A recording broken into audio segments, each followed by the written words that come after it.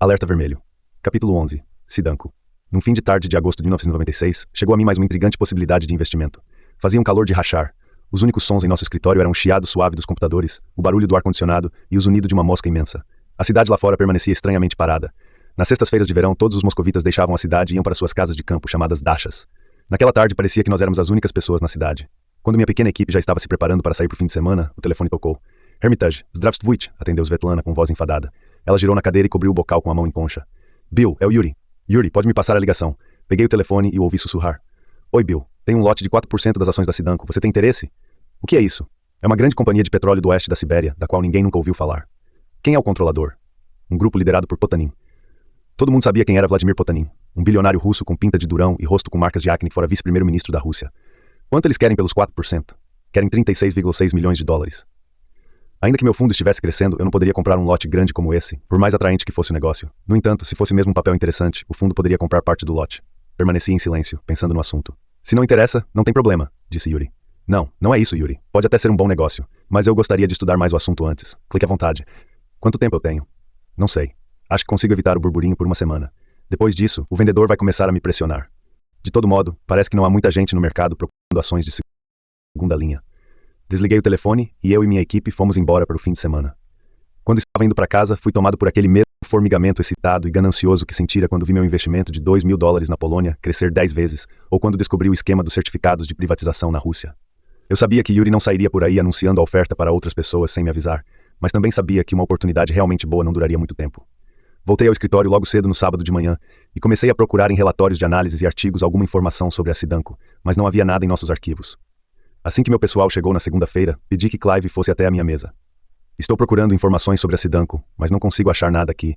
Por favor, faça algumas ligações e veja se algum dos nossos corretores tem alguma coisa. Ele disse que cuidaria do assunto imediatamente. Saí para uma série de reuniões e quando voltei, por volta do meio-dia, perguntei a Clive se tinha conseguido alguma coisa. Nada. Não havia relatórios de pesquisas, artigos, dados, nem mesmo boatos ou rumores confiáveis. Era como se a Sidanco não existisse. Era frustrante, mas fazia sentido. Uma empresa como a Lukoil, com 67% das ações negociadas no mercado, com grande liquidez, gerava muita receita de comissão para as corretoras. Com esse dinheiro, era possível contratar analistas para escrever relatórios destinados a investidores em busca de ações. No caso da Sidanco, isso não acontecia. Como somente 4% de suas ações eram negociadas, não haveria tantas transações para gerar comissões suficientemente grandes, a ponto de incentivar um analista a gastar seu tempo pesquisando e escrevendo relatórios sobre a empresa. Bem, pelo jeito, teremos nós mesmos que ir a campo e conseguir as informações, concluí. Levantar informações na Rússia é como entrar num labirinto ou na toca do coelho. Você faz uma pergunta e recebe de volta uma charada. Você acha uma pista e dá de cara com um muro. Nada era claro e autoexplicativo. Depois de 70 anos de paranoia instilada pela KGB, os russos tinham um cuidado extremo na hora de passar informações. Até mesmo perguntar sobre a saúde de uma pessoa podia ter para o interlocutor o peso de um segredo de Estado. Por isso, eu sabia que teria dificuldades muito maiores quando saísse por aí fazendo perguntas sobre a saúde de uma companhia. Mas não esmoreci. Assim que comecei, lembrei que um colega de Stanford dirigia uma revista mensal especializada em petróleo e gás. Talvez ele tivesse alguma informação sobre a Sidanco. Liguei para ele, mas, em vez de me falar sobre a Sidanco, ele tentou me vender uma assinatura. São só $10.000, disse ele, cheio de disposição. Eu não tinha nenhum interesse na assinatura. Está um pouco além das minhas possibilidades. Ele riu. Vamos fazer o seguinte, Bill. Como fomos colegas em Stanford, vou lhe mandar algumas edições antigas de graça. Ótimo, obrigado. Meu passo seguinte foi checar a pilha de cartões de visita que havia na minha mesa. Se eu fosse um executivo de banco de investimento de Londres, teria um arquivo do tipo Rolodex, cheio de cartões de visita em papel de alta gramatura e impressão em alto relevo. Na Rússia, minha coleção era um pouco mais singela. Alguns cartões eram em cartolina, outros eram laranja, verdes ou azul claros. Alguns pareciam ter sido feitos num computador caseiro. Havia até cartões grudados, devido ao uso de tinta de má qualidade. Mesmo assim, eu os examinei um a um. Separei alguns deles e encontrei o de uma pessoa que eu tinha esquecido. Dmitry Severov, consultor de uma empresa russa. Eu o conhecera quando ainda estava na Salomon Brothers, e lembrei que sua atividade era dar consultoria a empresas russas sobre como obter empréstimos bancários. Imaginei que ele teria alguma informação sobre a Sidanco. Peguei o telefone, liguei para seu escritório e pedi uma reunião. Ele não parecia um homem muito solicitado e concordou de imediato. O escritório de Dmitry ficava em um prédio de apartamentos residenciais, em uma pacata rua lateral ao norte do Kremlin, em uma das regiões mais apreciadas de Moscou. Sentado em uma cabine na entrada, havia um solitário guarda trajando um uniforme preto e fumando um cigarro. Poderia ter passado por um soldado de elite se não fossem as sandálias de borracha nos pés. Sem nem mesmo levantar os olhos, indicou com o braço onde ficava o elevador. Peguei o endereço que Svetlana havia escrito e não gostei do que vi. O escritório de Dmitry ficava no andar 4,5. Eu não tinha ideia do que aquilo significava. Deveria pegar o elevador até o quarto e subir as escadas ou até o quinto e descê-las. Um homem passou por mim bruscamente e apertou o botão.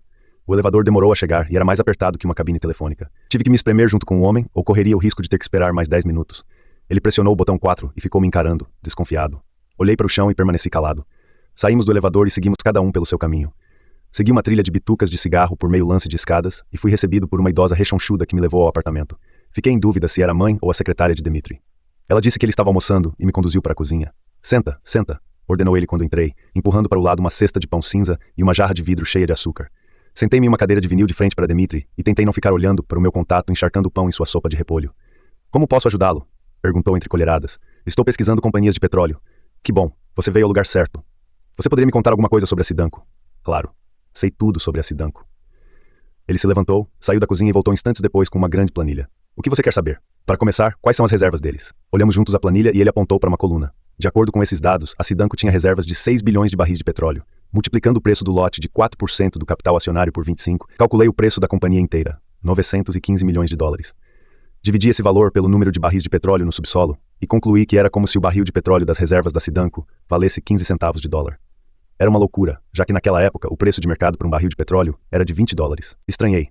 Alguma coisa estava errada. Se esses números estivessem só um pouco corretos, as ações da Sidanko estavam extraordinariamente baratas. Inacreditável, disse para mim mesmo. Agradeci a Dmitri e fui embora. Chegando ao escritório, pedi a Clive que determinasse o valor da Lukoil, a companhia de petróleo russa que o mercado acompanhava com mais atenção. Depois de conversar com o corretor, Clive me passou seus cálculos. Passei um bom tempo olhando aqueles números. Isso não pode estar certo. Mas são os números que o corretor me passou, disse Clive na defensiva. O que parecia errado era o fato de a Lukoil estar sendo negociada por um preço 6 vezes maior do que o da Sidanko por barril de petróleo, apesar de serem companhias equivalentes. Mas por que a cotação das ações da Lukoil é tão mais alta? Clive estreitou os olhos. Talvez porque haja alguma coisa errada com a Sidanko. Pode ser. Mas e se não houver nada errado? Pode ser simplesmente que as ações estejam mais baratas. Seria espetacular. Mas como podemos ter certeza? Vamos perguntar a eles. E se eles não nos contarem, vamos perguntar a outras pessoas até descobrirmos. No dia seguinte, começamos nossa investigação. A primeira parada foi a própria Sidanko. Seu escritório ficava numa mansão que pertencia a um czar, na margem ocidental do rio Moscou, não muito longe da residência do embaixador britânico. Svetlana foi comigo.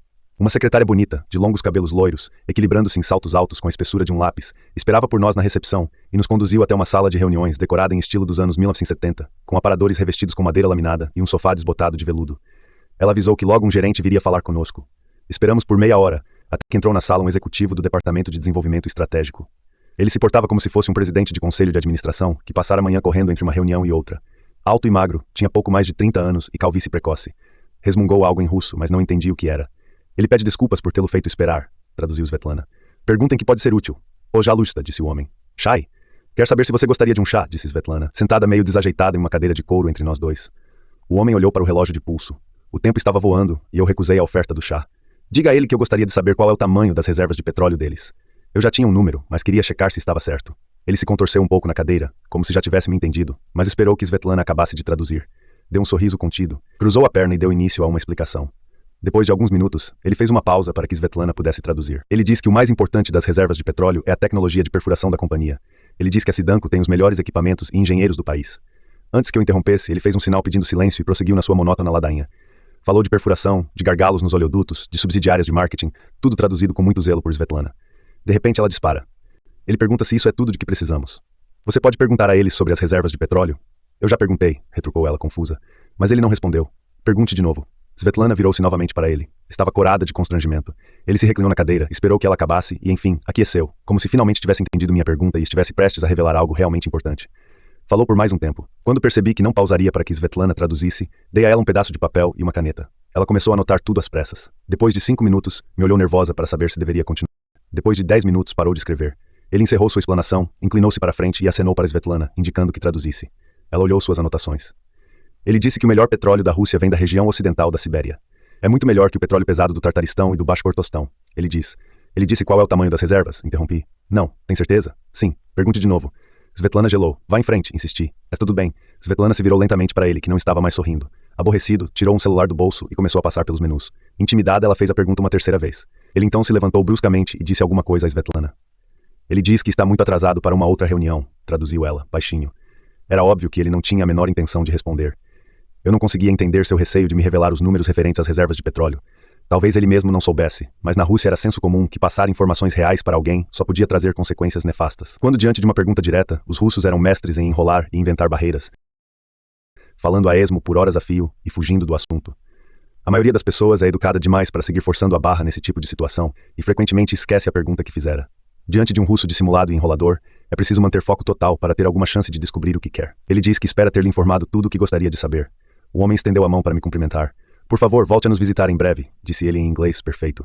Para nós, é sempre uma satisfação nos reunirmos com investidores. Era evidente que pessoas da Sidanco não nos passariam informações. Por isso, comecei a conversar com outras companhias de petróleo, na esperança de que soubessem alguma coisa sobre a concorrente. Na Lukoil, fui revistado, meus pertences passaram pelos raios-x e meu passaporte e celular ficaram retidos até eu sair de lá. Fui recebido por um ex-agente da KGB, contratado pelo Departamento de Relações com Investidores para cuidar de estrangeiros. Ele me submeteu a uma apresentação em PowerPoint de 1 hora de duração rica em imagens de plataformas de extração de petróleo e gerentes da companhia com sorrisos radiantes usando capacetes de segurança. Na petroleira Yugansk-Neftgaz, o diretor financeiro tentou me convencer a emprestar $1,5 bilhão para financiar uma nova refinaria. No escritório de Moscou da Tatneft, uma companhia de petróleo menor, mas ainda assim de grande porte, me convidaram a ajudar a construir uma estrada. Todas as reuniões seguiam o mesmo padrão. Eu começava esperançoso e otimista, acabava bombardeado com informações irrelevantes e ia embora sem nada de útil. A essa altura, meu palpite de que a Sidanco era uma grande oportunidade já estava tomando tempo e energia demais. O que eu esperava descobrir na empresa se todos os analistas de todos os bancos de investimento a tinham descartado? Talvez houvesse mesmo uma boa razão para ninguém ter se interessado pelo lote de 4% das suas ações. Quando voltei ao escritório depois da minha última reunião, pronto para desistir, Svetlana me entregou um envelope marrom. Isso acabou de chegar dos Estados Unidos, disse ela, empolgada. É daquele cara da revista especializada com quem você conversou. Pode jogar fora, respondi sem nem olhar para o envelope. Imaginei que fosse apenas mais material de marketing promovendo os benefícios de investir em extração de petróleo. Passados alguns instantes, mudei de ideia. Talvez tivesse algo interessante ali. Espere, avisei. Traga o envelope. Folheando a revista, vi que meu colega de Stanford tinha me enviado um pequeno tesouro, a peça que faltava para completar o quebra-cabeça. Essa obscura revista especializada, impressa num papel lustroso, continha um apêndice com todos os dados relevantes sobre companhias de petróleo russas, inclusive a Sidanco. Tudo o que eu pudesse querer saber sobre o tema estava lá. Reservas de petróleo, produção, refino. Tudo num só lugar, apresentado com precisão e autoridade. Peguei uma folha de papel, desenhei 2 colunas, a primeira para a Sidanco, a segunda para a Lukoil, e fui inserindo todos os dados sobre cada uma disponíveis na revista. Ao terminar, analisei os conjuntos de informações. Praticamente não havia diferenças entre as duas. Pouca infraestrutura havia sido fomentada desde a queda da União Soviética. Ambas tinham plataformas igualmente enferrujadas e usavam oleodutos repletos de vazamentos. Ambas empregavam trabalhadores ineficientes que recebiam os mesmos salários miseráveis. A única diferença óbvia era que a Lukoil era bastante conhecida e objeto de uma profusão de relatórios de corretores, enquanto sobre a Sidanco não havia nada. Quando comparamos os dados desses relatórios com aqueles que a revista trazia sobre a Lukoil, vimos que batiam perfeitamente, o que me levou a acreditar que as informações sobre a Sidanco também eram confiáveis. Foi uma grande constatação. Todo mundo sabia que a Lukoil era uma pechincha, pois controlava a mesma quantidade de petróleo e gás que a British Petroleum BP, mas custava 10 vezes menos. E agora aparecia na tela a Sidanco, que tinha um pouco menos reservas, não muito, mas custava 6 vezes menos que a Lukoil. Em outras palavras, a Sidanco custava 60 vezes menos que a BP. Era uma das mais óbvias ideias de investimento que eu já tinha visto. Meu fundo comprou 1,2% da companhia, no início por $4 cada ação, gastando cerca de $11 milhões. Nunca antes eu estivera envolvido em uma decisão de investimento tão vultosa. Quando Edmond Safra soube o que estava acontecendo, quis participar também e comprou a mesma quantia para ele. Normalmente, quando as ações de uma companhia são negociadas em bolsa, o próprio mercado lhes atribui um preço. Todavia, no caso da Sidanco, em que 96% das ações eram mantidas por um único grupo de investimentos e os 4% restantes por acionistas minoritários como nós, praticamente não havia ações negociadas em bolsa. Portanto, não havia como saber se tínhamos feito um bom negócio. Por um tempo, isso não me incomodou muito, mas à medida que os meses foram passando, comecei a ficar cada vez mais preocupado. Era bom ter iniciativa e um pouco de autoconfiança, mas se eu tivesse feito besteira, perderia uma fatia considerável do fundo. Com o tempo, passei a me perguntar se não deveria ter seguido a massa em vez de me meter em um lance tão arriscado. Lutei contra essa insegurança e me forcei a manter a esperança de que alguma coisa boa acabaria acontecendo. Finalmente, depois de pouco mais de um ano, algo aconteceu. Em 14 de outubro de 1997, a BP anunciou que estava comprando 10% da participação de Vladimir Potanin, que era de 96%, por um valor 600% maior que o pago por nós um ano antes. Foi um gol de placa.